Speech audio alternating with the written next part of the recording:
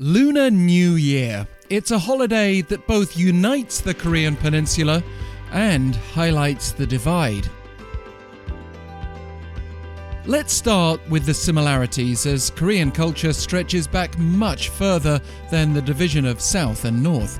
And based on North Korea's state media coverage of this year's Lunar New Year holiday, the North does maintain emphasis on that tradition as people mark the occasion by honouring their ancestors, celebrating with some of the same holiday foods like rice cake soup, playing folk games that have survived in both Koreas, bowing to older relatives, and it's a time when you're more likely to see Korean clothing or hanbok.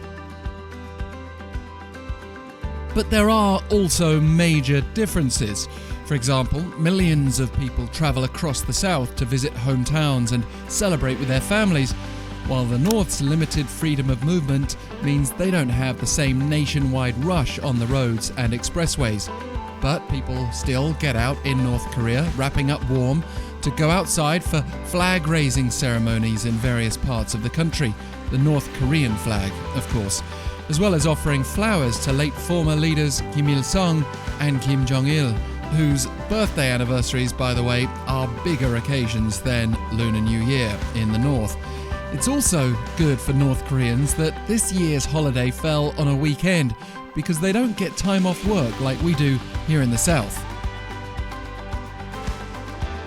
But there are festivities over 3 days in North Korea, with people even getting out to visit places like amusement parks when they can, as well as a series of performances in Pyongyang.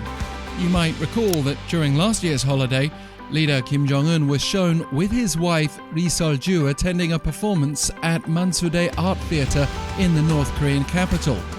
And regardless of the differences, this is a recognizable time of celebration in both Koreas. For some, a period of reflection on the two sides' shared traditions and ancestry for many families.